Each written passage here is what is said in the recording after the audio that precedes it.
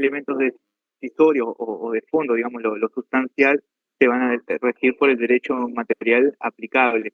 En cuanto a la prueba, lo que es la admisibilidad de la prueba, se van a regir por el derecho material, perdón, por el derecho del foro, o sea, por el del juez. Lo mismo con la prueba. Bueno, con respecto a la prueba también es como que se desdobla en dos aspectos, ¿no? Los aspectos típicamente formales de la prueba, ¿no? O sea, aquello que tiene que ver con lo procedimental, como por ejemplo los plazos para presentar prueba, que en este caso se van a ajustar o van a entrar dentro de lo que son los elementos ordenatorios y se van a regir, por ese motivo se van a regir por la ley del proceso, por la lex fori, por la ley del foro. Mientras que lo que tiene que ver con la admisibilidad de la prueba y la valoración de la prueba, o sea, qué tipo de pruebas son admisibles y cómo se valora esa prueba, esto forma parte de los elementos decisorios del proceso, es decir, que se asocian al fondo de la cuestión, ¿no? Entonces, esto está en el Tratado de Derecho Procesal del 89 y del 40, también está en el CGP. Si recordamos un poquito en el artículo primero de los tratados de derecho procesal del 89 y del 40 son iguales, y decía que los juicios y sus incidencias se tramitan, o sea, cualquiera que sea su naturaleza, se tramitarán con arreglo a la ley del procedimiento de la nación en cuyo territorio se promuevan. Acá tenemos a los elementos ordenatorios. Y en el artículo segundo dice, las pruebas se admitirán y apreciarán según la ley a que esté sujeto el acto jurídico materia del proceso. O sea, acá aparece lo que es la admisión y valoración de la prueba, que en este caso queda sujeto a la ley aplicable al fondo de la cuestión. Elemento decisorio. Si al fondo de la cuestión hay que aplicarle un derecho extranjero, las pruebas se van a valorar y serán admitidas las pruebas que admita ese derecho extranjero, ¿sí? El derecho aplicable al fondo de la cuestión. Pero el artículo no termina ahí y dice, se exceptúa el género de pruebas que por su naturaleza no autorice la ley del lugar en que se sigue el juicio. Es decir, puede pasar que el derecho extranjero admita un tipo de prueba, como siempre citamos, por ejemplo, el que un testigo jure sobre un libro sagrado, como puede ser la Biblia o sobre el Corán, ¿sí? Esto no está admitido en nuestro derecho. Por lo tanto, sí en el derecho aplicable al fondo de la cuestión. Este, esto estuviera admitido, ¿sí? En este caso, el juez podría excluir este tipo de prueba amparándose en este inciso segundo, ¿sí? del artículo segundo, que es como una especie de orden público. Es una especie de excepción de orden público a ese derecho extranjero que admite ese tipo de prueba no admisible en el estado en donde se sigue el proceso, ¿sí? La regla es que las pruebas admitidas son las pruebas admitidas por el derecho aplicable al fondo de la cuestión que se ventila en el proceso. pero ese derecho extranjero admite una excepción cuando ese tipo de prueba o cuando alguna de las pruebas admitidas por ese derecho no es autorizada, ¿vean? Como dice, cuando se exceptúa el género de pruebas que por su naturaleza no autorice la ley del lugar en que se sigue el juicio, ¿no? O sea, no es que sea una prueba distinta, sino que la naturaleza de la prueba hace que no sea admitida en el estado en donde se sigue el proceso. Entonces, por eso es que se habla de que esto es una especie de excepción de orden público internacional, ¿no? Cuando esa prueba de alguna manera violenta el orden público internacional del juez, de la ley del juez. En el Código General del Proceso, en el título 10, en el artículo 525, nuevamente el 525.1 dice que los procesos y sus incidentes, cualquiera sea su naturaleza, se sujetan a las leyes procesales de la República. Nuevamente hace referencia a los elementos ordenatorios. Y en el 525.2 dice que las pruebas se admitirán y valorarán según la ley a que esté sujeta a la relación jurídica objeto del proceso. Se exceptúan aquellas pruebas que estén prohibidas por la legislación nacional. O sea que recoge la misma solución de los tratados de Montevideo del 89 y del 40. ¿Sí?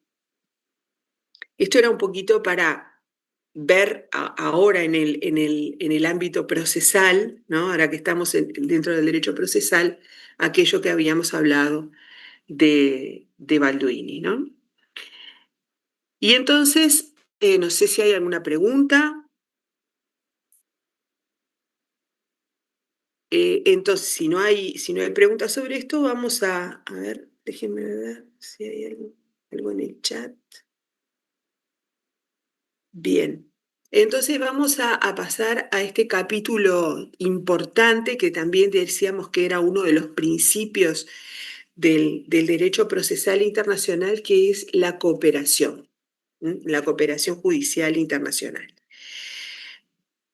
Nosotros hablamos del proceso internacional, dijimos que el proceso se internacionalizaba cuando había algún acto del proceso que se tenía que cumplir fuera del estado en donde se sigue el proceso, ¿no?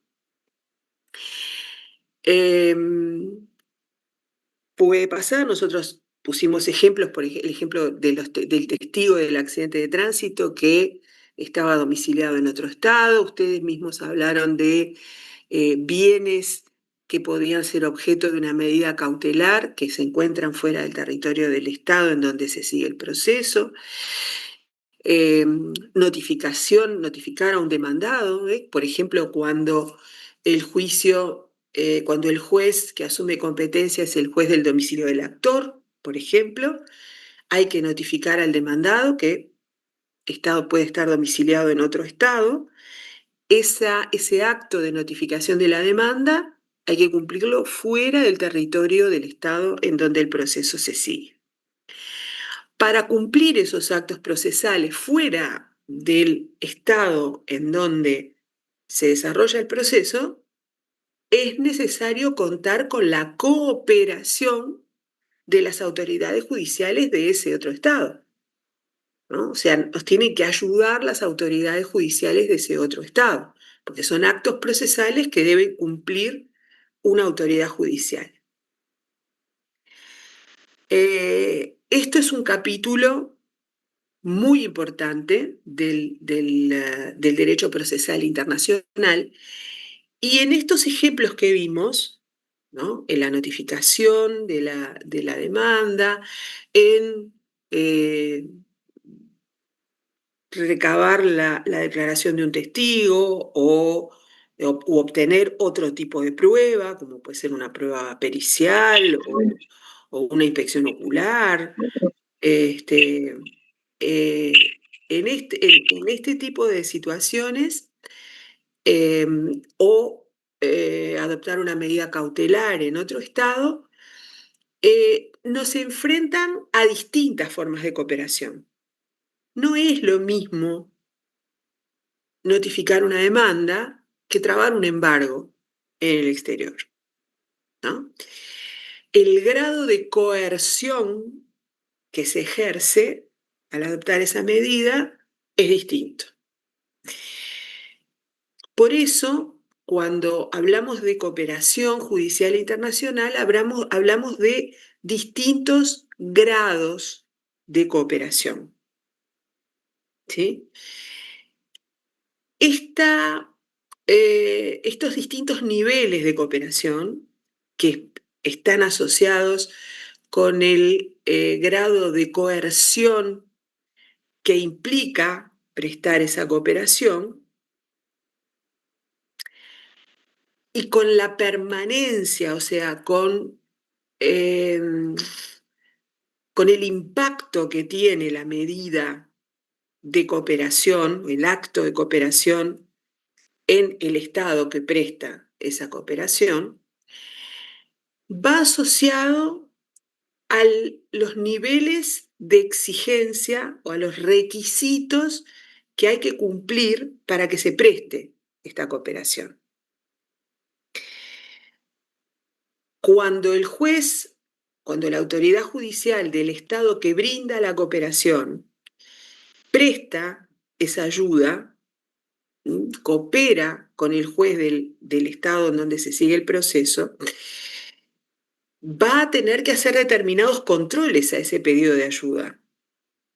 Esos controles que va a tener que realizar el juez al que se le pide la ayuda son directamente proporcionales al nivel de cooperación. O sea, cuanto mayor es la cooperación, cuanto más impacto tiene la cooperación que se presta, cuanto más impacto tiene en el Estado cooperante, digamos, la medida de cooperación, más van a ser los controles que va a tener que ejercer el juez que presta la ayuda. Por eso se habla de estos niveles de cooperación. Se distingue un primer nivel de cooperación, que es lo que se llama la cooperación de mero trámite, ¿no? Una cooperación en la que el grado de coerción que tiene que ejercer el juez que presta esa ayuda es mínimo.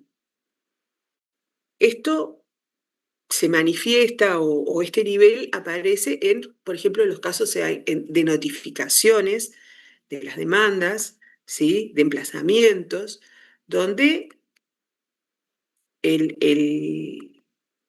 digamos, la prestación de cooperación se agota en hacer llegar la notificación de la demanda o el emplazamiento al demandado, y allí termina esa cooperación. En todo caso, el juez que cumple o que colabora, luego le va a tener que comunicar al juez que pidió la cooperación que se ha cumplido con esa medida. Pero allí se agota su actividad cooperativa.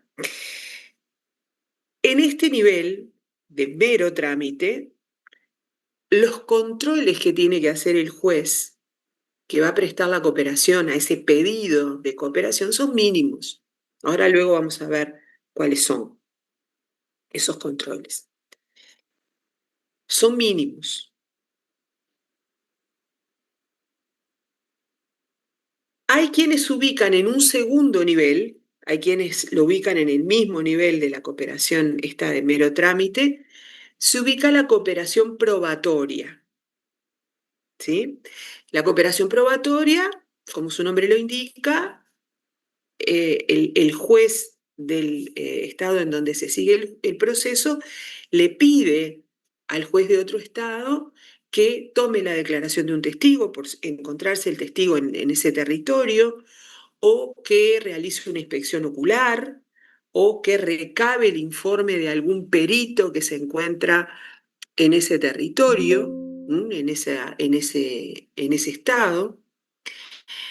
En este caso, la cooperación puede tener algún grado de coerción, porque, por ejemplo, cuando el testigo se niega a prestar declaración, podría llegar a ser conducido por la fuerza pública y en ese caso hay un ejercicio de la fuerza que marca un matiz con respecto a la cooperación de mero trámite, ¿no? Sin embargo, en este caso, digamos, los niveles de control que tiene que hacer el juez cuando recibe un pedido de cooperación no son sustantivamente más elevados que los de la cooperación de mero trámite. ¿Mm? Luego aparece un tercer nivel de cooperación, que es la cooperación cautelar. Acá ya la cosa cambia, porque acá sí hay un ejercicio de la fuerza, ¿no? Porque y hay un impacto mayor en el estado en el que se pide o al que se le pide la cooperación. Acá hay una medida coercitiva, ¿no? En la eh, que tiene un impacto, una cierta permanencia en el estado cooperante, en la que se pide la inmovilización de un bien o se puede tomar una medida en relación con una persona, como podría ser, por ejemplo, un cierre de fronteras. Entonces, aquí ya el impacto que tiene esa medida, que se pide, esa medida de cooperación, es mayor, ¿no? Eh,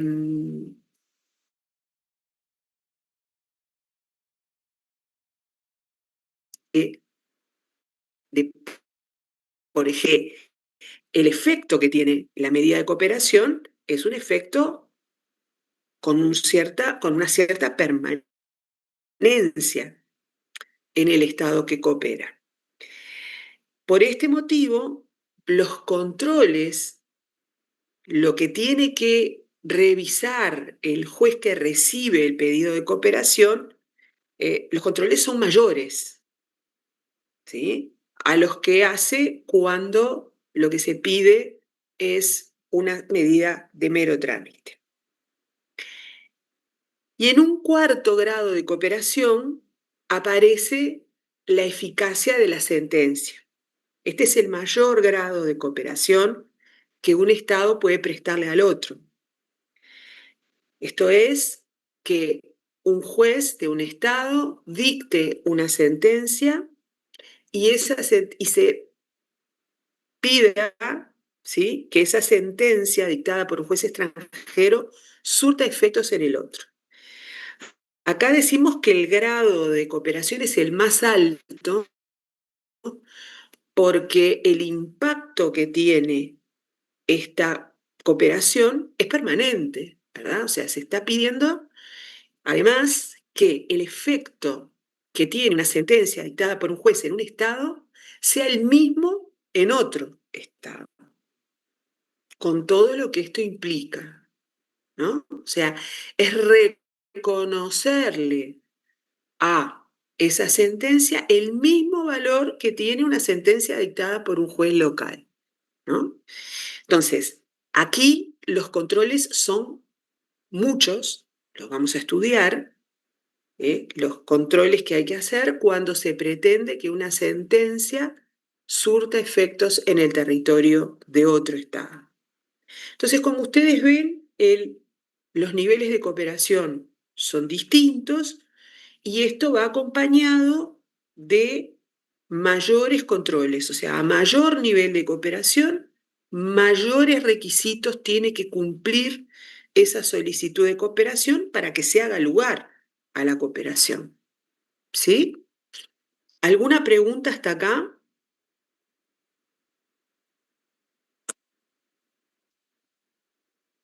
Bueno, entonces, Eso, profe, sí, perdón, sí, sí. me surgió la duda. Entonces, si a mí como un Estado me pide que yo le tome la declaración a un testigo sobre la Biblia, ¿no? Y obviamente ya vimos que tenemos cómo decir que no. Esa medida que queda frustrada, no, ¿qué es lo que no sea así listo? Bueno, a ver, lo que pasa es que usted me está hablando de dos cosas, creo, simultáneamente. Una es, una es que el juez uruguayo, ¿sí? Vamos a poner este ejemplo, el juez uruguayo tiene que aplicar un derecho, no sé, vamos a poner el derecho de un estado de los Estados Unidos donde el testigo jura sobre la Biblia. ¿Tá? El derecho, el juez uruguayo se enfrenta a un juicio, o sea, se inicia un juicio en el Uruguay em, y la ley aplicable al fondo de la cuestión es la ley del Estado, póngale ustedes, de California. ¿Sí? Em, Ese juez uruguayo que está tramitando este juicio le aplica a los actos procesales, a los aspectos formales de ese proceso, la ley uruguaya, porque el juicio se sigue acá. Al fondo de la cuestión le va a aplicar el derecho del Estado de California.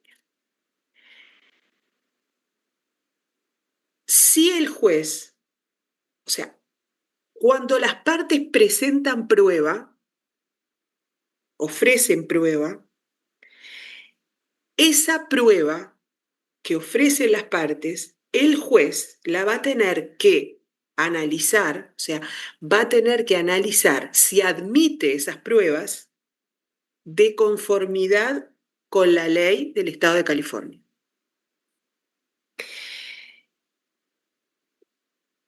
Si la ley, si una de las pruebas es la declaración de un testigo, y la ley del Estado de California dice que a los testigos prestan declaración jurando sobre la Biblia, el juez uruguayo no le va a tomar declaración al testigo jurando sobre la Biblia.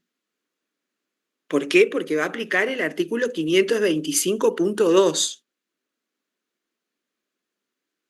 ¿Verdad? O sea, por más que el derecho del Estado de California así lo prevea, el juez uruguayo, cuando toma la declaración, no lo va a hacer no va a hacer que el testigo jure sobre la Biblia, Ahí va, era lo que, porque ese va a era mi- aplicar la excepción que establece el 525.2 en la cláusula final. Como usted ve, este ejemplo que yo le acabo de dar es un ejemplo en el cual no hay cooperación judicial internacional. Es un caso en el cual el juez uruguayo toma la declaración del testigo acá. Lo que pasa es que si al fondo de la cuestión hay que aplicarle un derecho extranjero, la prueba debe admitirse y debe valorarse conforme el derecho extranjero. En este caso, el derecho del Estado de California.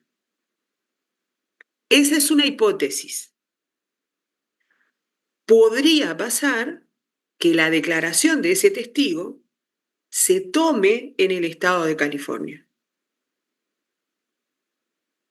O sea, puede pasar que el testigo que tiene que declarar en este juicio no esté en el Uruguay. Entonces, la declaración se va a hacer en el exterior. Y ahí hay cooperación judicial. ¿Estamos de acuerdo en eso? Claro, pero ahí sí porque se lo tomarían conforme, digo yo, no sé. Entonces, ahora, o sea, todavía no llegamos. Vamos a hablar después de la cooperación probatoria. Vamos a ver cómo ahí lo que puede pasar es que ahí el juez del estado en donde al que se le pide la cooperación va a cumplir esa medida de acuerdo con sus elementos ordenatorios. O sea, si yo le pido cooperación al juez del estado de California, vamos a ver después que el juez uruguayo le podría pedir al juez del Estado de California que se valga de determinados procedimientos especiales. Pero el juez del Estado de California, en principio, va a recabar esa prueba siguiendo los elementos ordenatorios de su derecho procesal. O sea, seguimos en la misma línea de Balduini. Lo procedimental se rige por la ley del foro. En este caso, para el juez de California que recaba esa prueba, que recaba esa declaración del testigo, el derecho procesal es el suyo. ¿Ah? Pero esto lo vamos a ver ahora después cuando estudiemos la cooperación probatoria. Quédese tranquila que lo vamos a ver. A ver. No me surgió la duda y claro, ahora entreveré las dos No cosas. está bien, porque eso es otro aspecto de la prueba, ¿no? O sea, la prueba tiene distintas aristas, ¿no? O sea, la prueba tiene el aspecto típicamente procedimental, formal, tiene el aspecto de admisión y valoración, y tiene esto que es la cooperación probatoria. ¿Está?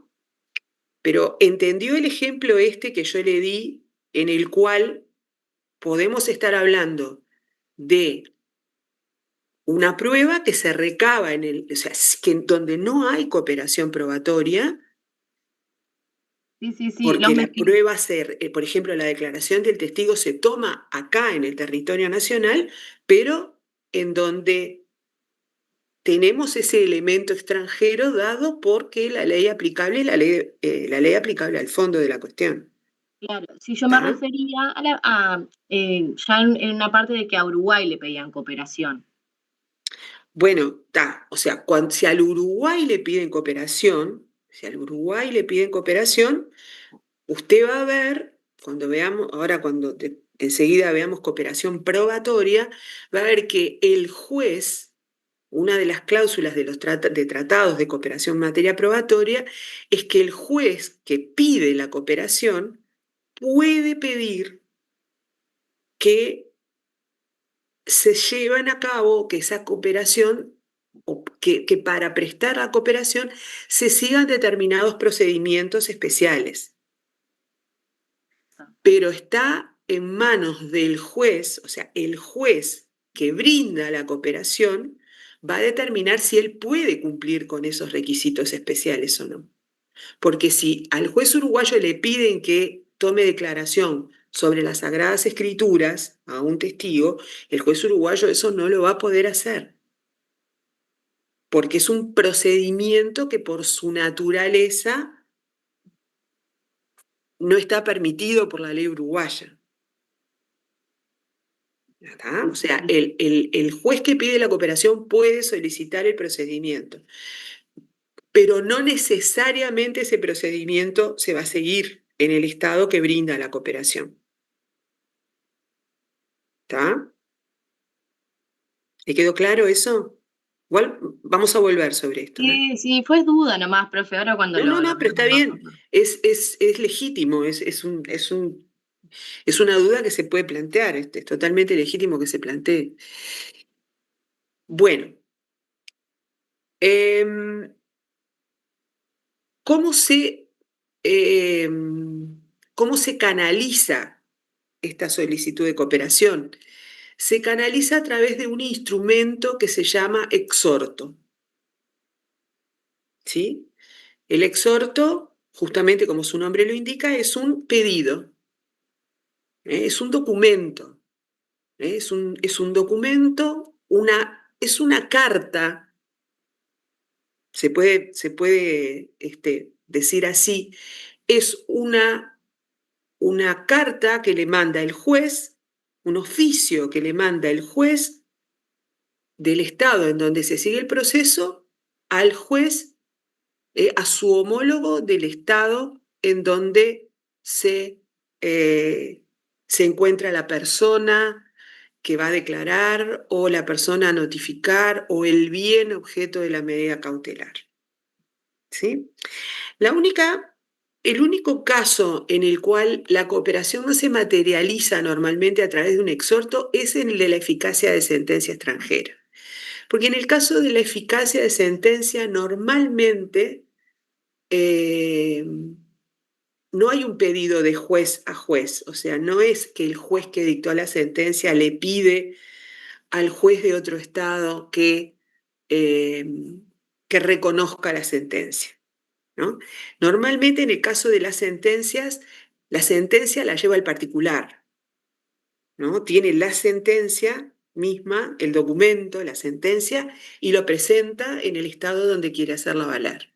Entonces, en este caso, en general, cuando hablamos de eficacia de sentencias, ahí no aparece el instrumento del exhorto.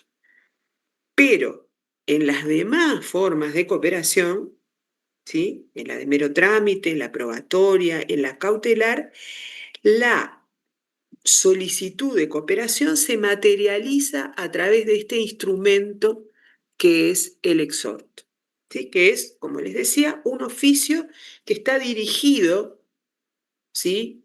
Al juez. Dice, señor juez letrado o señor juez de tal lugar, ¿m? Y entonces ahí luego le pide la cooperación, y en ese exhorto tienen que estar incluidos, tiene que estar incluida alguna información que ustedes ahora luego vamos a ver qué información hay que incluir según el tipo de cooperación que se pide. Hay que incluir determinada información, porque no es que le pedimos solamente cooperación al juez y no le damos ningún contexto del proceso en el cual o para el cual se pide esa cooperación. eh, no le damos ningún tipo de información al respecto. Justamente entre los requisitos que hay que cumplir está ese, ¿no? O sea, el de brindar información de para qué se le está pidiendo esa cooperación al juez, en qué marco se está pidiendo esa cooperación al juez extranjero.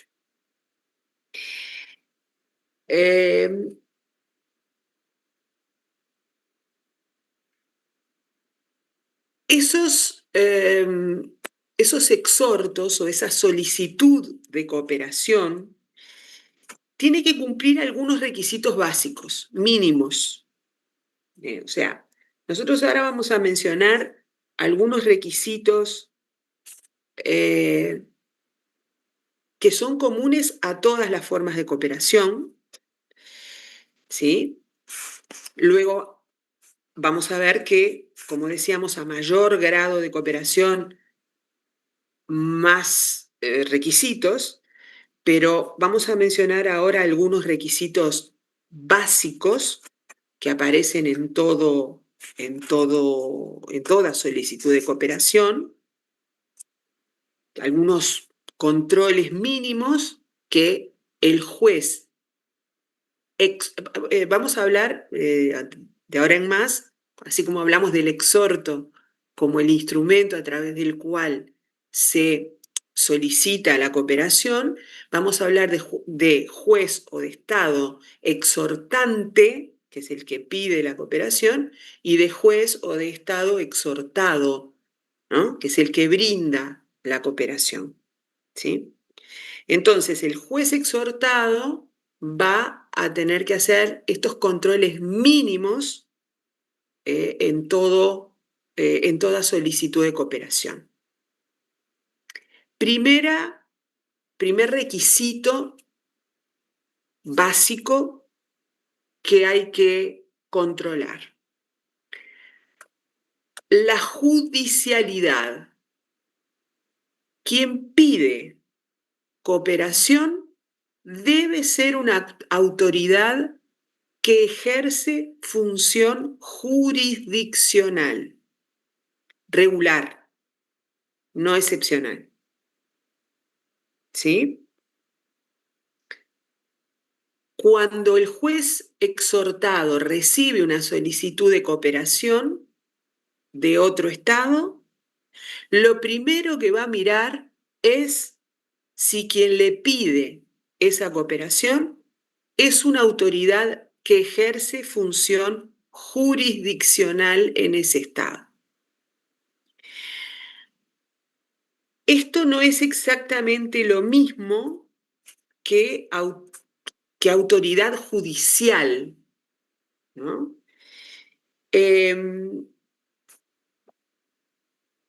Por ejemplo, en nuestro país, el Tribunal de lo Contencioso Administrativo ejerce función jurisdiccional, pero no forma parte de la estructura del Poder Judicial, ¿no? El Tribunal de lo Contencioso Administrativo podría enviar un exhorto a un tribunal extranjero y pedirle cooperación, ¿sí?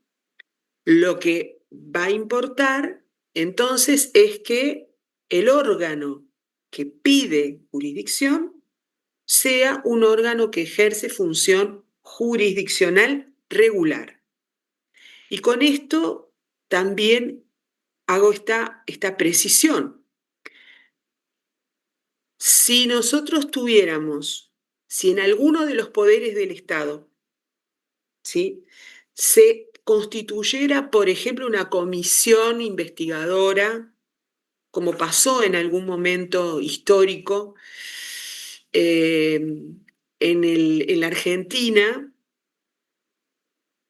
hace muchos años, se había constituido, después del gobierno peronista, de Juan Domingo Perón, o sea, en la primera época de Perón,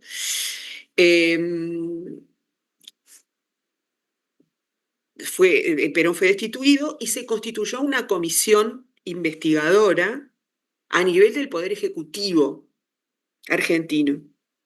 Esa comisión investigadora, en ese momento, les estoy hablando de la década de los 50, por ahí, bien entrados los años 50 del siglo XX, solicitó cooperación a las autoridades judiciales uruguayas en materia de bienes de autoridades argentinas en el Uruguay, o sea, bienes que tenían autoridades argentinas en el Uruguay. El Uruguay negó esa prestación de información. ¿Por qué? Porque el órgano que pedía la información no era un órgano que ejercía función jurisdiccional normal. Era una comisión investigadora constituida dentro del Poder Ejecutivo. ¿Sí? Lo mismo una comisión investigadora dentro del Poder Legislativo. No son órganos, o sea, son órganos ad hoc, ¿no? O sea, son órganos que ejercen una función investigadora circunstancialmente, pero no son órganos que tengan la competencia natural de función jurisdiccional. ¿Ah? Entonces, un juez, una autoridad jurisdiccional que recibe un exhorto, una solicitud de cooperación de una autoridad que no sea jurisdiccional, no está obligada a prestar esa cooperación. Este es el primer requisito que se debe cumplir. ¿Ah? Una autoridad jurisdiccional o judicial que recibe una solicitud de cooperación de un órgano, de un Estado, que no ejerce función jurisdiccional normal, no está obligado a prestar esa cooperación. Este es el requisito básico, ¿sí?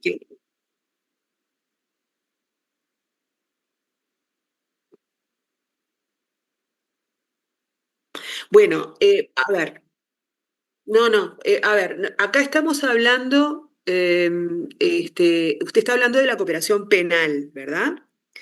Nosotros tenemos tratados en el ámbito, por ejemplo, le cito el Tratado de Cooperación en materia penal del Mercosur, donde se prevé que allí los órganos que hacen investigación, o sea, se prevé que la Fiscalía, o sea, órganos como la Fiscalía nuestra, puedan también pedir cooperación. ¿Tá? En materia penal, o sea, acá estamos hablando de cooperación en materia civil, ¿tá? Pero en materia penal esto está contemplado. ¿tá? Está contemplado. Concretamente, en este momento, tengo presente el tratado el protocolo de San Luis sobre cooperación en materia penal en el ámbito del Mercosur, ¿tá? Que contempla esa posibilidad. ¿tá? Bueno, entonces en materia civil estamos con este marco, ¿no? Segundo requisito que siempre tiene que estar, la traducción de la solicitud de cooperación. Si a nosotros nos llega una solicitud de cooperación de Brasil, ¿sí? Esta solicitud de cooperación tiene que estar traducida, tiene que ser traducida.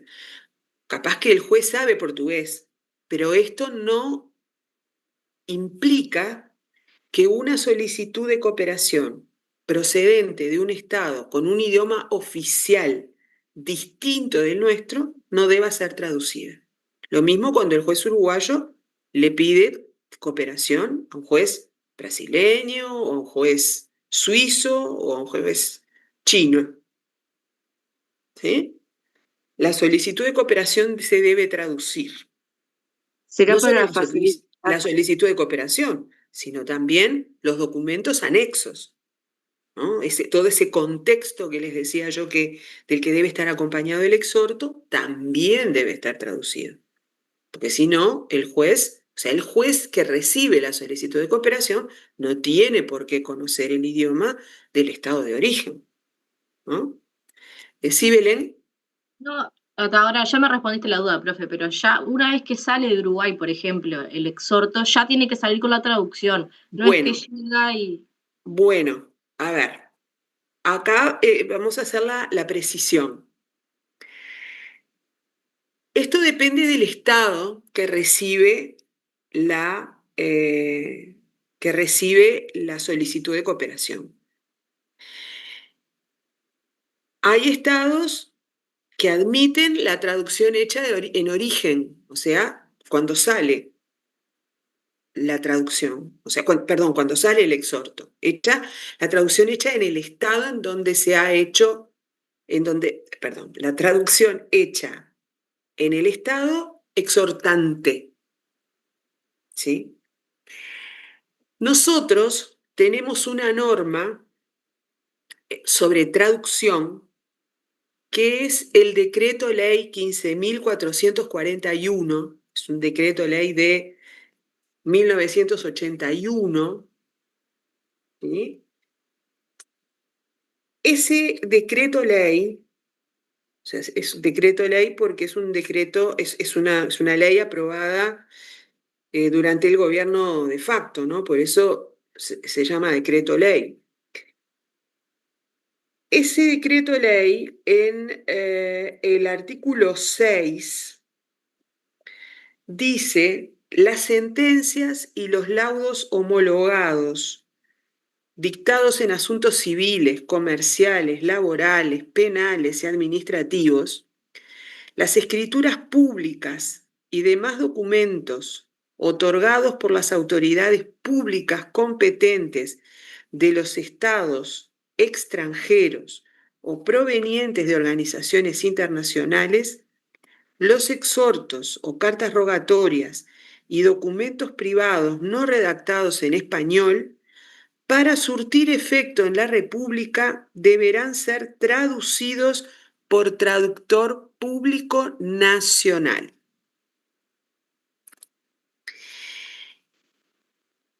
Ustedes saben que en el Uruguay hay traductores públicos de 5 idiomas, ¿no? De inglés, francés, italiano, portugués y alemán. Con lo cual, las posibilidades de que los traductores públicos nacionales sean los traductores de un documento que viene del exterior, se pueden complicar porque, no sé, si viene un documento de Croacia, por ejemplo, no tenemos un traductor público nacional del croata o del ruso, como en el caso de la doctora Portela, que tiene su caso con Rusia, ¿no? O sea, no tenemos traductor. Entonces, el artículo 7 dice que sin perjuicio de lo anterior, se considerarán también válidas las traducciones realizadas por el agente consular de la República del lugar de donde procede el documento. O sea que si el documento viene traducido con la firma del agente consular uruguayo en el país de origen, entonces en ese caso también esa traducción va a ser considerada válida. Yo siempre comento, siempre lo comento desde hace muchos años este caso porque fue un caso que me tocó ver de cerca, una solicitud de extradición, o sea, acá me estoy saliendo de la cooperación civil, pero vale como ejemplo. Hace muchos años, Interpol detectó que se encontraba en el Uruguay un terrorista egipcio acusado de haber formado parte de un acto terrorista, de un atentado terrorista que había ocurrido en Egipto. El señor era egipcio y lo habían encontrado en el Uruguay. Habiéndolo encontrado en el Uruguay, Egipto presenta la solicitud de extradición. La extradición es una forma de cooperación, ¿no? Es una solicitud de cooperación, también el grado más alto de cooperación en materia penal. Y viene la solicitud de cooperación en un exhorto acompañada de toda una documentación que se requiere presentar cuando se pide la extradición. Cuando llega la extradición, la solicitud de extradición al Uruguay, siempre las solicitudes de extradición llegan el último día, en el último minuto del plazo que hay, ¿no? Porque es mucha la documentación que hay que presentar y siempre llega todo esto en el último momento. Llega la solicitud de extradición, se envía por el Ministerio de Relaciones Exteriores al Poder Judicial para que decida sobre la extradición. Cuando se tramita la extradición en el Poder Judicial, el abogado del egipcio se opone la excepción de que la documentación enviada por las autoridades egipcias, que la habían enviado por vía diplomática, no cumplía con el requisito del decreto de ley 15.441 porque no estaba traducido por traductor público nacional. Esto era una chicana, obviamente, ¿no? O sea, el abogado del egipcio estaba tratando de estirar lo más posible, y si podía evitar la extradición, la iba a evitar y en todo caso estaba tratando de estirar lo más posible la entrega del egipcio. Entonces, el juzgado comunica al ministerio, le transmite al ministerio que esta oposición del abogado, del posible extraditado, y me acuerdo que con la directora jurídica de ese momento, me acuerdo que conversábamos y ella me decía, ¿vos te das cuenta? Si se nos cae esta solicitud de extradición, qué complicaciones, aparte no tuvimos en cuenta eso, y entonces fue que alegamos este artículo 7º, porque la solicitud de extradición venía traducida al castellano, estaba traducida, y la firma de la traducción estaba, o sea, quien firmaba la la traducción de la solicitud de extradición era nuestro agente consular en Egipto. O sea que esa extradición había cumplido con los requisitos, la solicitud de extradición no estaba afectada de ningún problema porque efectivamente, o sea, no podía ser traducida por un traductor público nacional porque no hay traductor público del árabe al español en el Uruguay. Pero sí venía firmada por nuestro agente consular en el estado de origen de la solicitud de extradición, ¿no? Entonces, rápidamente se contestó que, bueno, que el abogado no tenía razón, que efectivamente se cumplía con los requisitos legales de la traducción y la traducción y el acto de extradición otorgó la extradición. Este es un traigo para que ustedes vean cómo este articulito del decreto ley 15.441 hay que tenerlo presente, ¿no? Marcelo tiene la mano levantada hace un rato. Sí, escuchá, buen día. Buen Yo día. buen día. Sí, esto va de la mano con uno de los principios procesales en general, que es el principio de celeridad también, ¿no? Que ya venga traducido hace ganar tiempo al proceso. Sí, sí, podríamos considerar esto, pero en esto nuestra ley es bastante, o sea, la ley lo que pide como regla es que esté traducido por un traductor público nacional, ¿no? Yo también recuerdo también hace muchos años, y también fue un caso vinculado con un acto terrorista,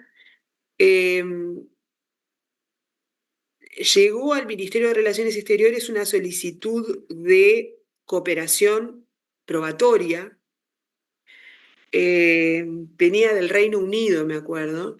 Me acuerdo, lo tengo muy presente porque las notas que vienen de la Embajada del Reino Unido vienen en un papel medio grueso y de color celeste, ¿no? O sea, es el papel diplomático que utiliza, por lo menos hasta hace un tiempo, ahora hace un tiempo que no veo notas diplomáticas del Reino Unido, pero eh, me acuerdo que venían los originales en ese papel grueso y de color celeste. Y se transmitió una solicitud de cooperación de un juez británico a las autoridades judiciales uruguayas para recabar declaración de un testigo que se encontraba en el Uruguay. También era con motivo era un acto terrorista.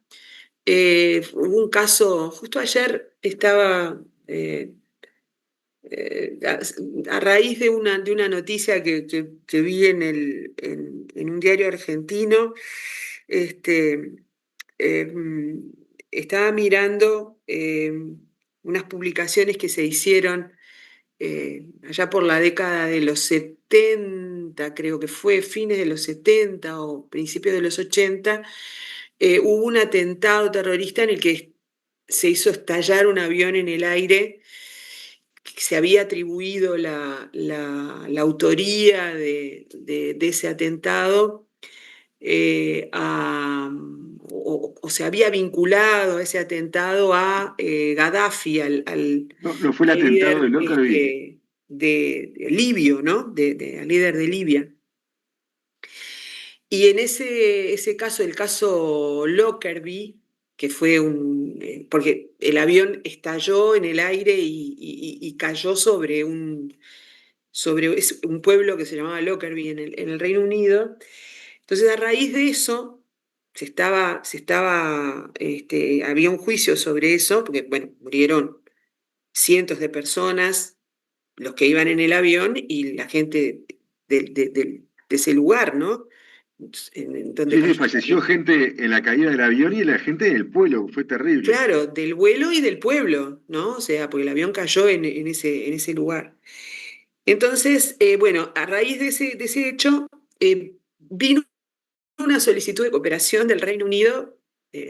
Había aparentemente algún testigo o alguien que estaba en el Uruguay que podía declarar. Y tengo muy presente que esa solicitud de cooperación había venido traducida del Reino Unido. O sea, ya se había hecho la traducción allá,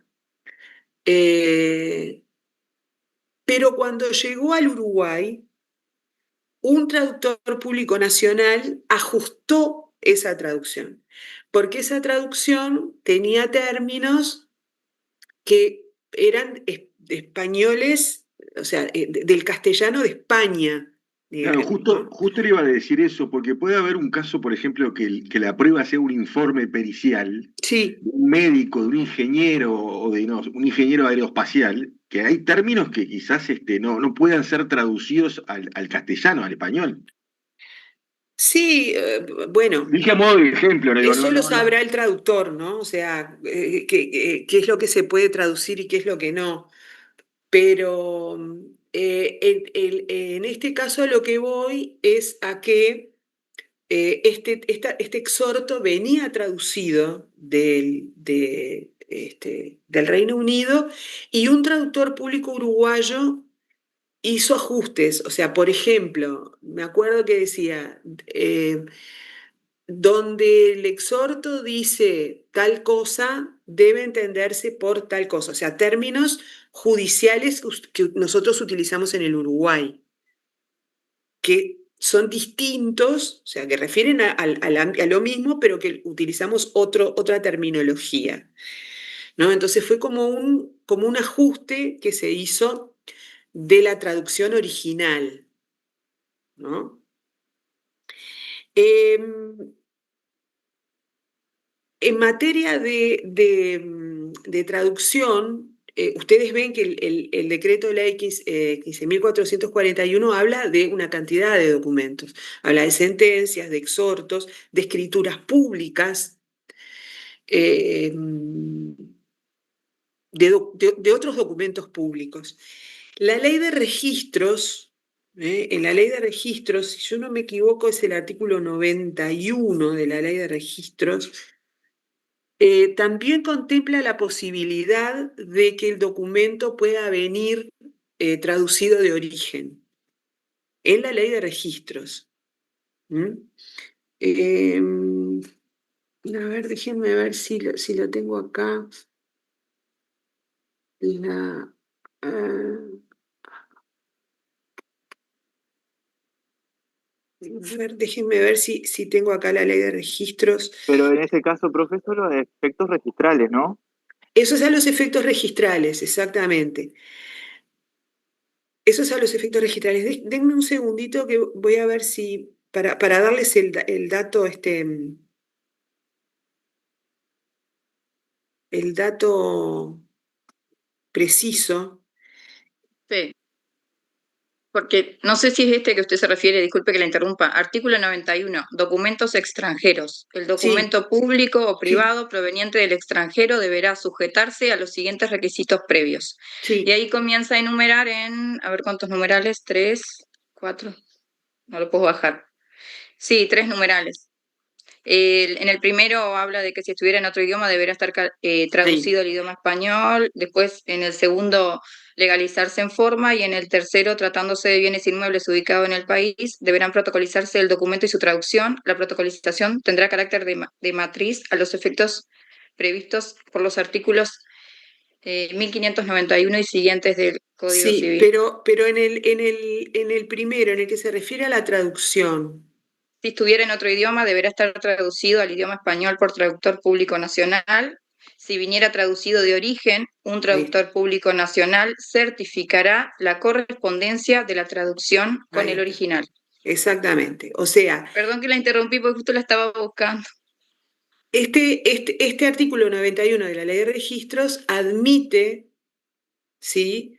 Que el documento venga traducido de origen, pero un traductor público nacional tiene que certificar, digamos, la traducción hecha por el traductor original o ajustar esa traducción original.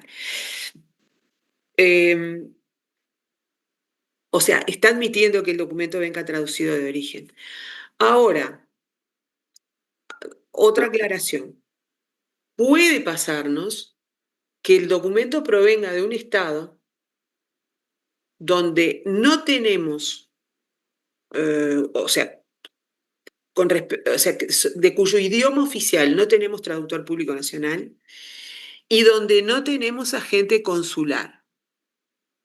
Eso puede pasar, ¿no? Yo me acuerdo una vez, un estudiante, yo era ayudante de la escribana Córdoba, me acuerdo, y me acuerdo que a un estudiante se le había planteado, que tenían en el consultorio una sucesión, estaban tramitando una sucesión, y habían tenido que conseguir una partida de una persona que había nacido en un estado, o sea, había nacido en la ex Yugoslavia, o sea, era uno de estos estados, no me acuerdo si era Bosnia o no recuerdo. Era uno de los nuevos estados que en una época formaron a Yugoslavia.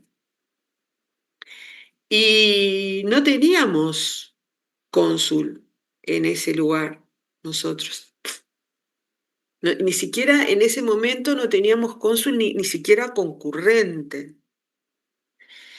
Entonces no tenemos la firma de un agente consular en ese caso, ¿no? Puede pasar que no tengamos un cónsul y que no podamos recabar la firma del agente consular puesta al pie de la traducción.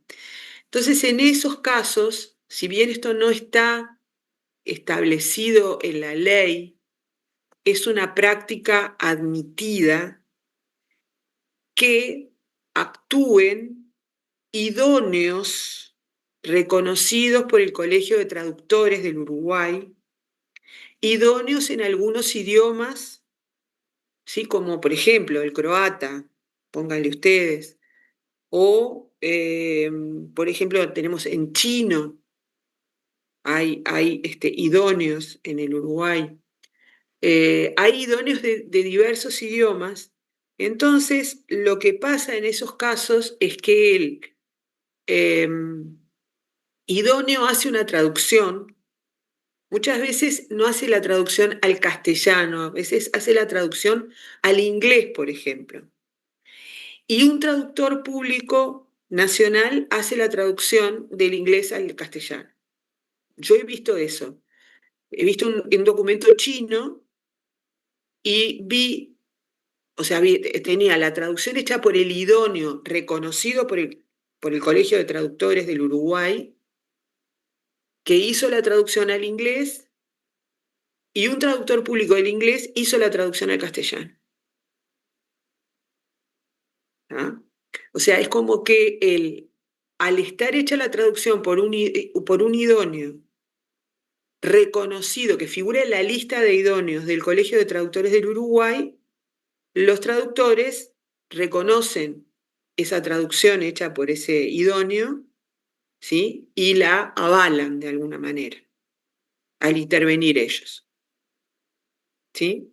Entonces, esto es una práctica, esto no surge de la ley, es una práctica que está admitida en el Uruguay para poder superar las dificultades que plantea esto de no tener traductores públicos de todos los idiomas, ¿no?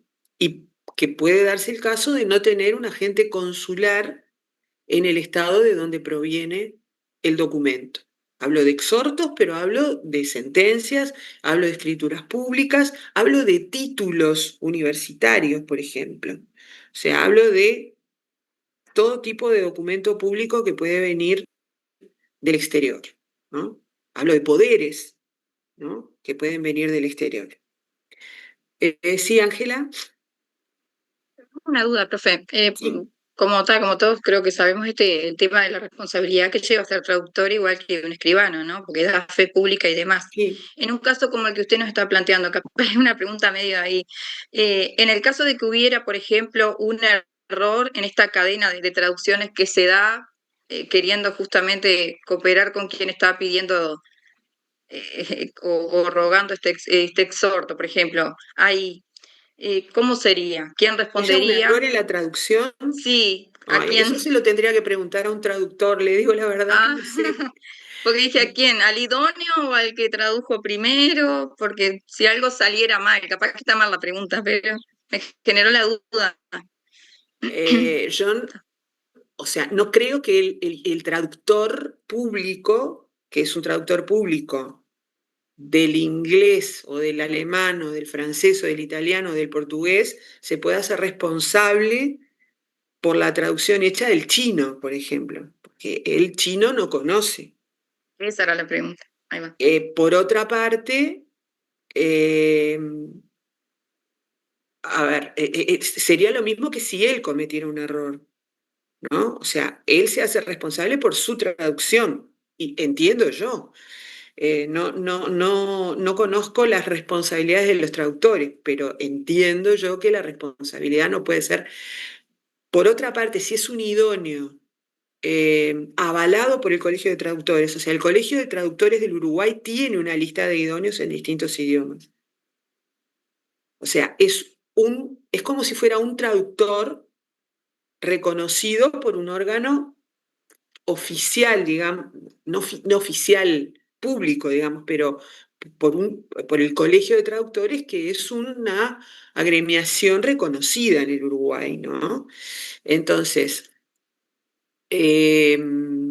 no es que la traducción hecha del chino, o del ruso, es que llamaron a alguien que pasaba por ahí por la calle y le dijeron, che, vení, haceme la traducción y yo después hago la traducción del inglés al español, ¿no? Es alguien que está reconocido como idóneo, como experto en ese idioma. Esa persona se puede hacer responsable, entiendo yo, de la traducción que haya hecho, ¿no? Pero esto que le estoy diciendo, la verdad es que no tengo no lo he consultado con un traductor. Voy a conversar con una colega traductora del ministerio para que me cuente eso. Y les cuento a ustedes. Porque no sé no puedo decirlo exactamente, en caso de error, qué es lo que pasa. Entiendo esto, pero más por sentido común porque lo sepa de primera mano, ¿no? Bueno, entonces, este es el panorama de la traducción. ¿Ah? Los documentos extranjeros o que vienen de un estado cuyo idioma oficial es el extranjero, es un idioma extranjero, tienen que ser traducidos. No hay exención para esto. O sea, no hay exoneración para la traducción, ¿no?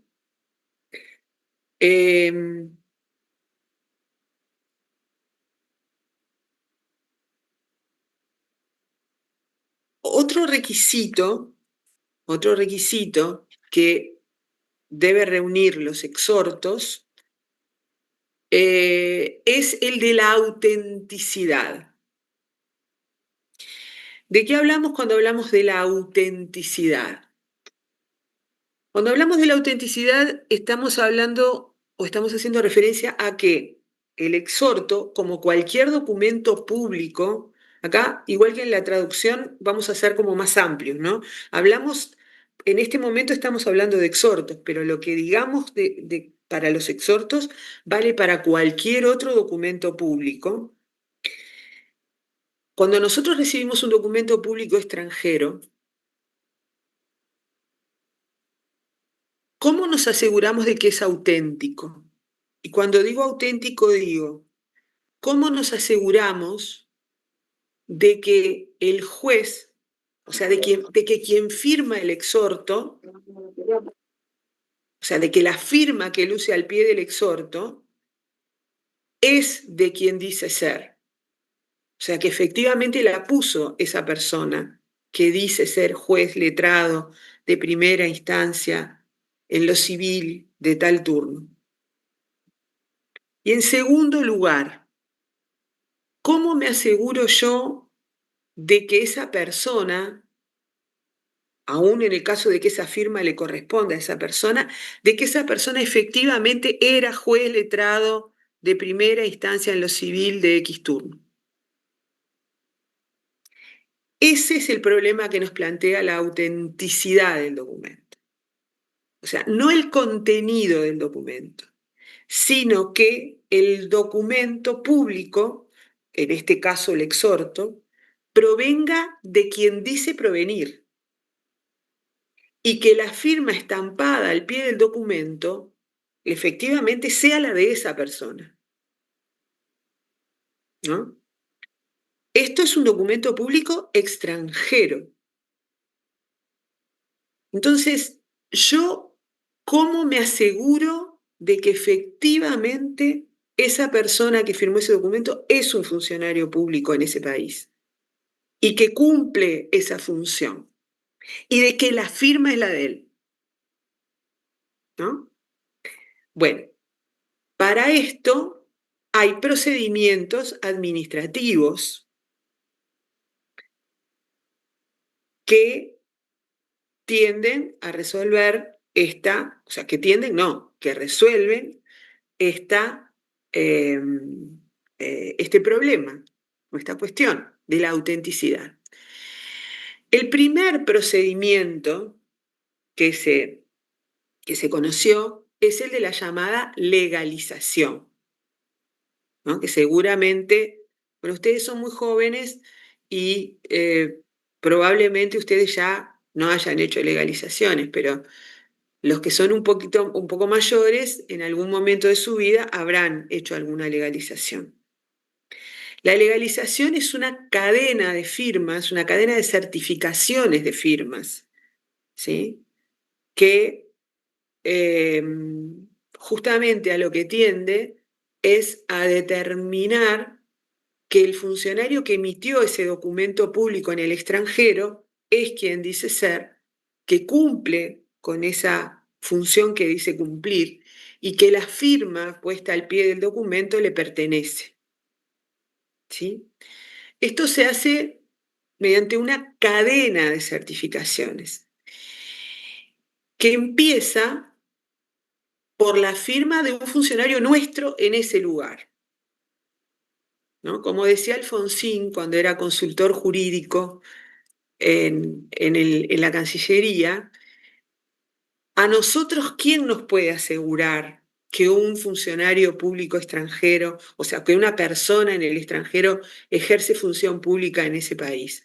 Y bueno, el único en el que nosotros podemos confiar es en un funcionario nuestro en ese país.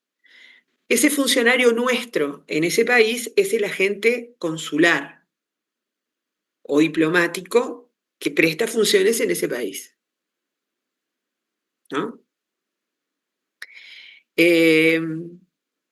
Como les decía, esto sigue una cadena de certificaciones que yo ahora voy a tratar de mostrarles. Si me dan un minutito, voy a tratar de mostrarles cómo es la cadena de legalizaciones. Mientras tanto, les voy diciendo que este procedimiento, que es largo y costoso y que lleva tiempo, o sea, lleva tiempo y dinero para el particular, con el transcurso del tiempo fue sustituido, aunque no para todos los estados, pero fue simplificado, digamos, por mediante otro procedimiento que cumple la misma función de darnos la autenticidad. Acá estoy buscando, que es la apostilla, ¿no? Que de esa sí, me imagino que escucharon hablar de la apostilla. Acá estoy tratando de bajarla, bajar bajar un instructivo. Perdonen el tiempo, pero lo estoy bajando de otro. Estoy entrando en la página web de La Haya y por eso que quiero mostrarles un esquema de cómo funciona esto.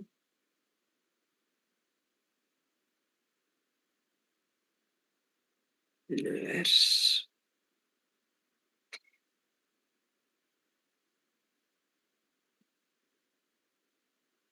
Perdonen el tiempo.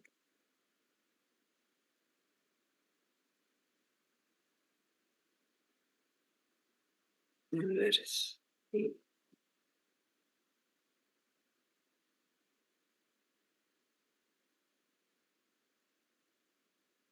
Acá.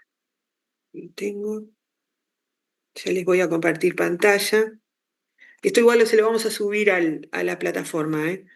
Quédense tranquilos que lo vamos a subir a la plataforma. Pero ahora vamos a compartir la pantalla para que ustedes vean el proceso de la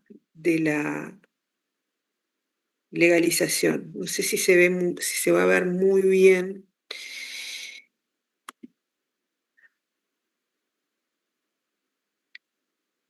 No sé si lo ven bien eso ahí. ¿No se puede agrandar, profe, un poquito? ¿O no se distinguen Voy las a letras? tratar de agrandarlo, pero tengo miedo que si lo agrando, no lo van a ver entero. Pero deme un minuto, por favor.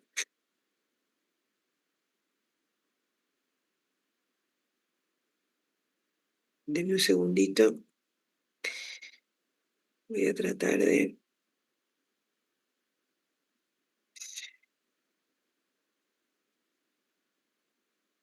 ver.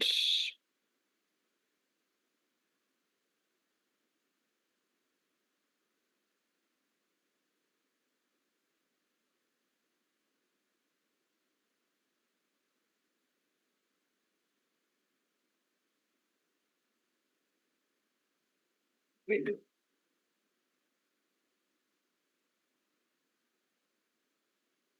agrandarlo pude agrandar. No sé si lo van a poder ver entero.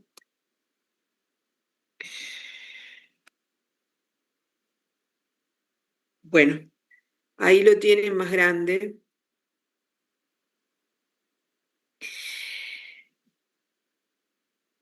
El proceso de legalización es este.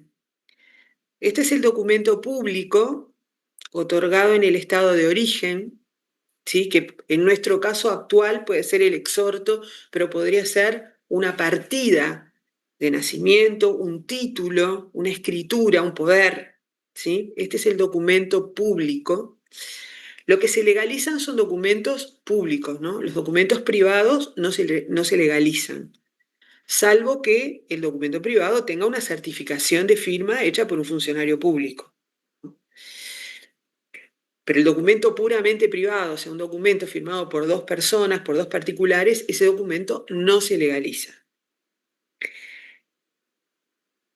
Este documento público, que para este tema del que estamos hablando vamos a suponer que es un exhorto, tiene que pasar por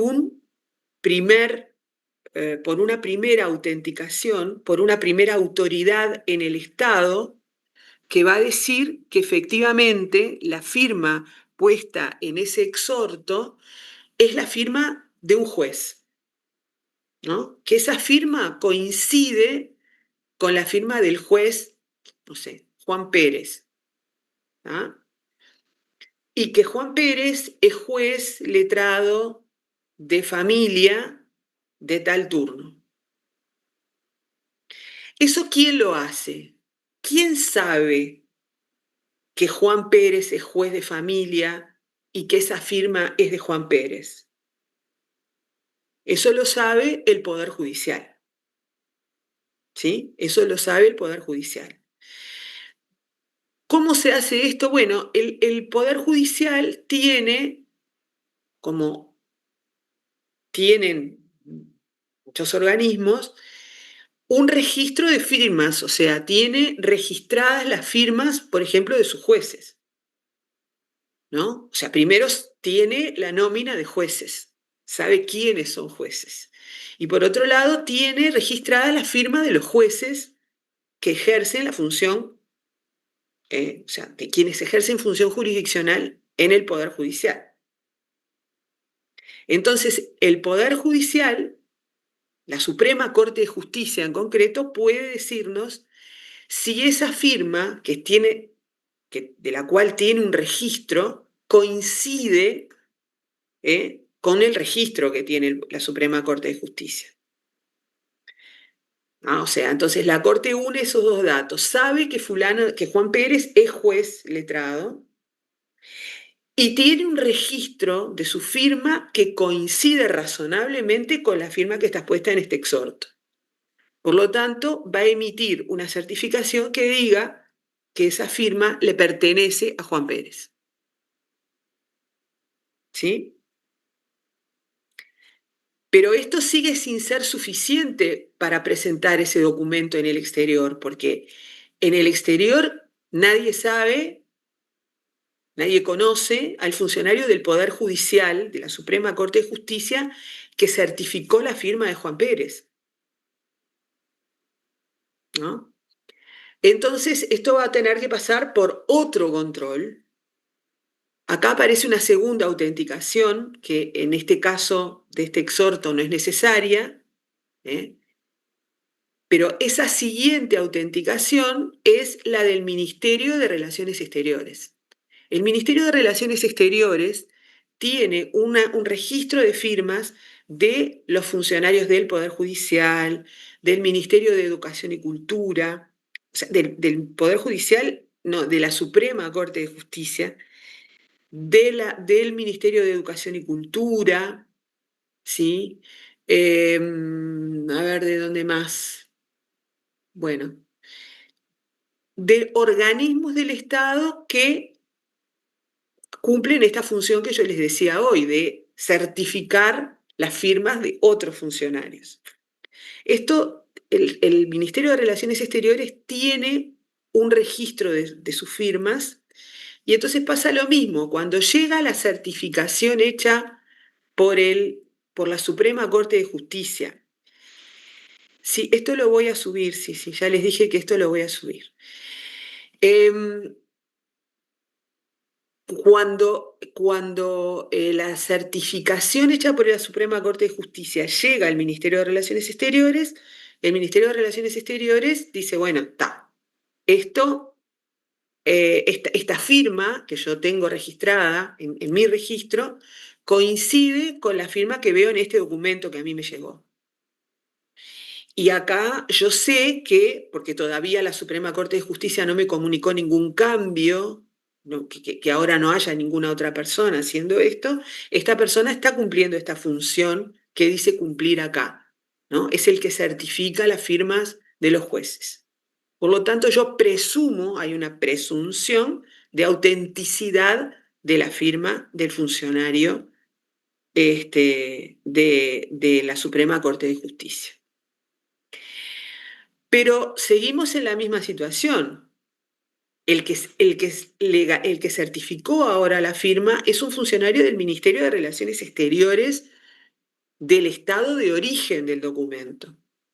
Cuando ese documento llega al exterior, en el exterior no conocen a ese funcionario del Ministerio de Relaciones Exteriores del estado de origen. Entonces, alguien le tiene que certificar que la firma de ese funcionario es auténtica. Esa certificación la hace el cónsul del estado del destino del documento. Eso que yo les decía, que Alfonsín decía que en el funcionario que nosotros hacemos fe es en nuestro funcionario acreditado en el estado de donde viene el documento. Bueno, ahí está. El cónsul del estado de destino del documento, acreditado en el estado de origen, tiene un registro de las firmas de los funcionarios del Ministerio de Relaciones Exteriores. Entonces, cuando recibe ese documento, con esta cadena de certificaciones, ve la firma del funcionario del Ministerio de Relaciones Exteriores y dice, esta firma que yo veo en este documento coincide con la que yo tengo en mi registro. Y este funcionario, a mí el Ministerio de Relaciones Exteriores me comunicó que trabaja ahí todavía, que está cumpliendo esta función. Por lo tanto, yo presumo que este documento es auténtico. ¿Sí? Entonces, ustedes ven que esto ha sido una cadena de certificaciones de firmas. Todo esto ha ocurrido en el estado de origen del documento. ¿Sí? Entonces llega el momento de que el documento, o sea, ese exhorto, con la certificación hecha por la Suprema Corte de Justicia, con la certificación hecha por el Ministerio de Relaciones Exteriores y con la certificación hecha por el cónsul del estado de destino del documento, llegue efectivamente al estado de destino del documento, que es lo que aparece acá, en esta segunda línea. ¿Vieron que hay una línea de puntitos acá o de rayas? La quinta autenticación que aparece acá ocurre en el estado de destino del documento. Ahí lo que ocurre, porque el que va a recibir ese exhorto, en este ejemplo que estamos poniendo, es el Poder Judicial del estado de destino. El Poder Judicial del estado de destino no conoce al cónsul, no sabe quiénes son los cónsules en el exterior, los cónsules de su estado en el exterior. Entonces, ¿quién le dice que efectivamente ese cónsul que certificó firmas era cónsul de ese estado en ese país? Se lo dice el Ministerio de Relaciones Exteriores, que tiene un registro de las firmas de sus cónsules en el exterior y que sabe quiénes son los cónsules en el exterior. Entonces, el Ministerio de Relaciones Exteriores dice, esta firma que está puesta en este documento le pertenece al señor fulano de tal, coincide con la que yo tengo registrada, y este señor, en el momento de extender este documento, era cónsul de nuestro país en el exterior. Y con eso, con toda esa cadena de certificaciones de firmas, el documento llega al destino, se puede presentar. Si es un exhorto, llega al Poder Judicial. Toda esta cadena implicó costos, porque cada una de estas certificaciones cuesta dinero. Cuando ustedes llevan el documento a la Suprema Corte de Justicia, la Suprema Corte de Justicia cobra. El Ministerio de Relaciones, el consulado cobra. El Ministerio de Relaciones Exteriores cobra. Y, por ejemplo, en el caso del Ministerio de Relaciones Exteriores en el Uruguay, la legalización, bueno, hay que pedir un turno, se hace todo hay que agendarse, ¿sí? En la Suprema Corte de Justicia también, ¿sí? No se la dan en el momento, o sea, lleva tiempo y lleva dinero. ¿Ah?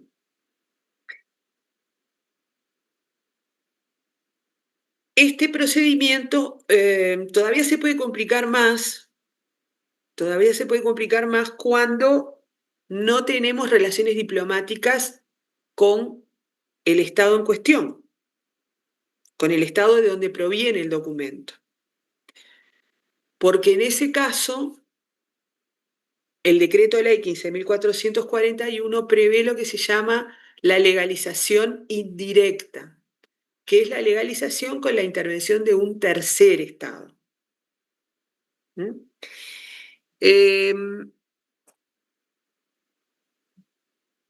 Este es un caso, hoy en día, por ejemplo, podemos poner el ejemplo que ponemos, puede haber otros, ¿no? O sea, de países con los que no tenemos relaciones diplomáticas, y por lo tanto no tenemos agente consular. Pero un ejemplo de país con el que tuvimos relaciones diplomáticas y hoy no tenemos es Taiwán, ¿no? Ustedes saben que los países que tenemos relaciones diplomáticas con la República Popular China, no podemos tener relaciones diplomáticas con Taiwán, con China, Taiwán, pero pueden venir documentos de allí. Entonces, en ese caso, este procedimiento, que es largo y costoso, todavía se puede complicar porque en el medio la ley nos permite utilizar los servicios de un tercer Estado. Esto está en el decreto de ley 15.441. El decreto de ley 15.441 dice que, en el artículo primero, vamos a empezar por el principio, las sentencias y laudos homologados dictados en asuntos civiles, comerciales, laborales, penales y administrativos, las escrituras públicas y demás documentos otorgados por las autoridades públicas competentes de los estados extranjeros o provenientes de organizaciones internacionales y los exhortos o cartas rogatorias se considerarán auténticos en la República siempre que estén debidamente legalizados. La legalización se considerará hecha en debida forma cuando los documentos extranjeros hayan sido expedidos directamente por la autoridad pública competente, se practique con arreglo a las leyes del país de su procedencia y se efectúe por el agente consular de la República en la respectiva localidad, si lo hubiere, o en su defecto por el cónsul general o agente diplomático reconocido ante el mismo país. Esto es lo que este procedimiento que vimos, que está acá en la pantalla. Esto es lo que está en artículo 1, artículo 2. Artículo 3. En el caso de no existir agente consular o diplomático reconocido de donde el documento procede, o sea, en el estado de donde procede el documento, por ejemplo, de Taiwán, se admitirá la primera legalización efectuada por un tercer estado con el cual la República mantenga relaciones diplomáticas o consulares. Esa primera legalización se considerará válida cuando haya cumplido todos los requisitos legales exigidos por dicho tercer estado y deberá ser legalizada a su vez por las autoridades consulares o diplomáticas de la República. Esta legalización deberá ser acompañada preceptivamente por la traducción del documento al idioma del citado tercer estado y deberá ser legalizada a su vez por las autoridades consulares o diplomáticas de la República. Esto que es un entrevero, no quiere decir otra cosa de que en el medio de esta historia hay que meter al tercer estado. En este ejemplo que les puse de Taiwán, que es un ejemplo real, ¿sí? De hecho, me tocó ver algún caso de Taiwán, el tercer estado que interviene y que nos evita el tener que hacer otra traducción, aparte de la traducción del chino, es Paraguay.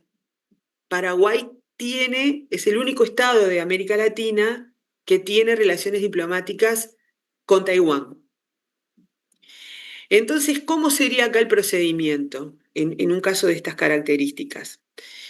Tenemos todo este procedimiento que vimos acá del documento público, la primera autenticación, la segunda autenticación en caso de ser necesaria, la tercera autenticación por el Ministerio de Relaciones Exteriores de Taiwán, o sea, en esta primera etapa estamos en el estado de origen, ¿no? Donde dice acá tercera autenticación sería la del Ministerio de Relaciones Exteriores de Taiwán. La cuarta autenticación que aparece acá sería la del consulado paraguayo en Taiwán, que es el tercer estado del que vamos a utilizar los servicios, porque nosotros no tenemos cónsul en Taiwán. Entonces vamos a utilizar en la cuarta autenticación a la que refiere acá este esquema, la cuarta autenticación sería la del consulado de Paraguay en Taiwán. Pero a su vez esa firma del cónsul paraguayo en Taiwán tiene que ser legalizada ¿por quién? Por el Ministerio de Relaciones Exteriores paraguayo. O sea que la quinta autenticación sería la del Ministerio de Relaciones Exteriores del tercer estado que vamos a utilizar, la del Ministerio de Relaciones Exteriores paraguayo en este ejemplo. ¿Y ahora qué sigue? Porque a nosotros, ¿quién nos asegura que la firma del funcionario del Ministerio de Relaciones Exteriores paraguayo es auténtica? Acá aparecería una sexta autenticación, que sería la realizada por nuestro cónsul en Paraguay, o sea, en el tercer estado, que es ese cónsul uruguayo en Paraguay el que me dice que la firma del funcionario del Ministerio de Relaciones Exteriores paraguayo es auténtica. Después de la sexta autenticación, aparecería una séptima autenticación, que sería la de nuestro Ministerio de Relaciones Exteriores, que me asegura que la firma del cónsul uruguayo en Paraguay es auténtica. ¿Sí? Entonces, como ven, este proceso se alarga y se encarece. Lo que tiene de bueno es que permite que un documento proveniente de un Estado con el que no tenemos relaciones diplomáticas pueda ser admitido en nuestro país, porque de otra manera no podría ser admitido en el Uruguay. ¿Sí? ¿Alguna pregunta hasta acá?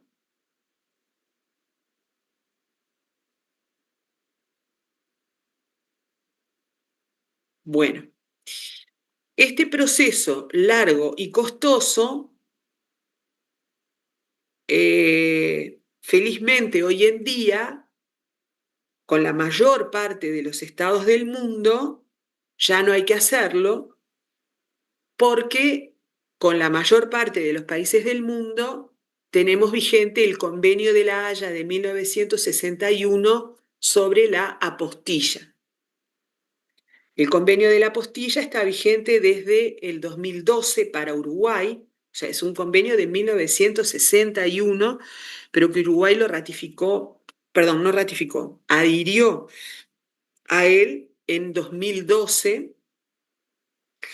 Y es un convenio, hay que fijarse siempre en la página web de la Conferencia de La Haya para ver con qué países está vigente, pero hoy en día está vigente con creo que todos los países de América Latina, con los países europeos también está vigente.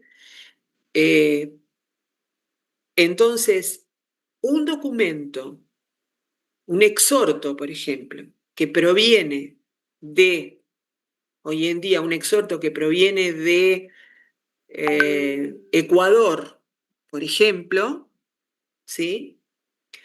Como ustedes ven en este esquema, acá tenemos al documento público, exhorto, sentencia, poder, título universitario, escritura pública en general, u otro documento público, partida de nacimiento, de función, matrimonio, va a venir este documento, ¿sí? Si es un exhorto, sí va a tener que pasar por la Suprema Corte de Justicia, ¿sí? Para que certifique que la firma del juez le pertenece y que esa persona es un juez.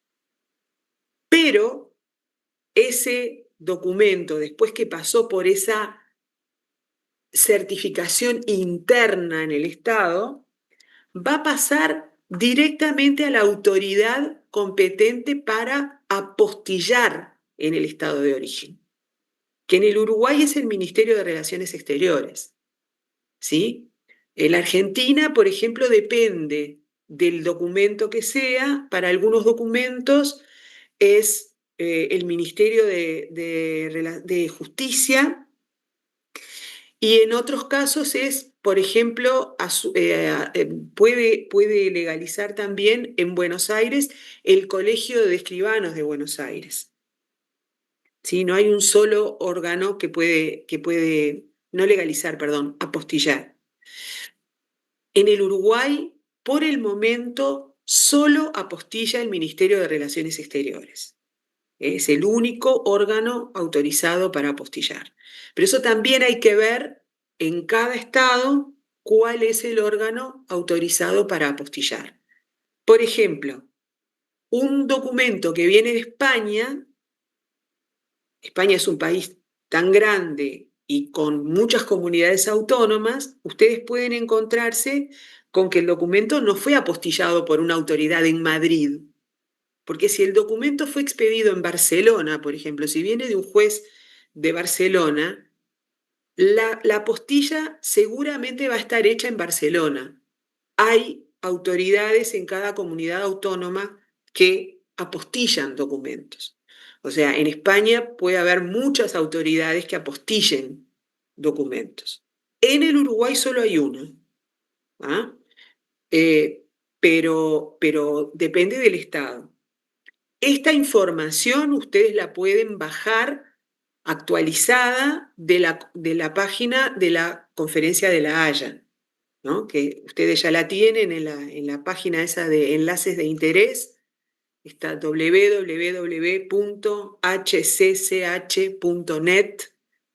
www.hcch.net. Ahí está la información actualizada de quiénes son las autoridades que apostillan en cada estado parte. Lo importante de esto es que con esa apostilla, como ustedes ven en este esquema, ven que se simplificó el esquema notoriamente. Con esa apostilla hecha en el estado de origen, ese documento está en condiciones de ser presentado en el estado de destino. Ese exhorto puede presentarse en el estado de destino. ¿Sí?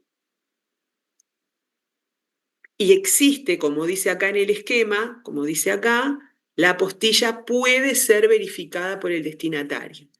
Existe un mecanismo, existe una numeración que tiene cada apostilla, tiene un número que permite que en el estado de destino se pueda verificar a su vez la autenticidad de esa apostilla. ¿Ah?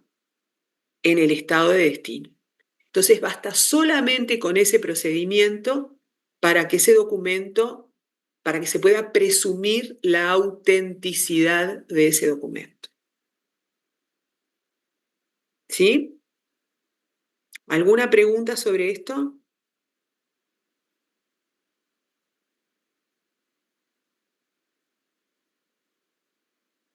Bueno, estoy viendo que ya son casi -5. En la próxima vamos a ver, o sea, hablamos de la judicialidad del exhorto, hablamos de la traducción, hablamos de la autenticidad del documento. Vamos a ver que puede haber situaciones en las que no sea necesario ni legalizar ni apostillar el documento. Vamos a ver cuáles son las hipótesis en las cuales hay una presunción de autenticidad que exime al exhorto de tener que pasar por estos procedimientos, por alguno de estos procedimientos. ¿Sí? Y vamos a hablar del otro requisito, que es el del orden público internacional, que es el requisito que nos queda, y ahí ya entramos en las distintas formas de cooperación. ¿Ah? Ahí ya vamos a hablar de las distintas formas de cooperación. En la próxima seguramente vamos a hablar de mero trámite y probatorio todo junto. ¿Está? Porque las diferencias no son tan notorias. ¿Estamos? Es más, casi les diría de entrada que los requisitos que nosotros vamos a controlar fundamentalmente en la cooperación de mero trámite y probatoria son estos que estamos viendo ahora, o sea, judicialidad, autenticidad, traducción y orden público. ¿Tá? Esos son los requisitos que vamos a controlar. A lo que vamos a hacer referencia en la próxima clase es a dónde está regulada esa cooperación y algún otro requisito formal que debería cumplir ese exhorto. ¿Tá? Bueno, entonces, si no tienen ninguna pregunta, nos estaríamos viendo el próximo viernes, ¿no? Profe, una consulta. Sí, ¿La modalidad del parcial va a ser el mismo que el primero? igual. Casos prácticos y desarrollo Sí, alguna pregunta. igual, sí. Muchas gracias. Sí, Gracias. por favor. Bueno, Gracias, hasta el nos viernes. estamos profe. viendo. Muchas gracias, hasta luego. Chao, chao. Chao, chao. Gracias. Gracias. El agua no te la dio, ¿no?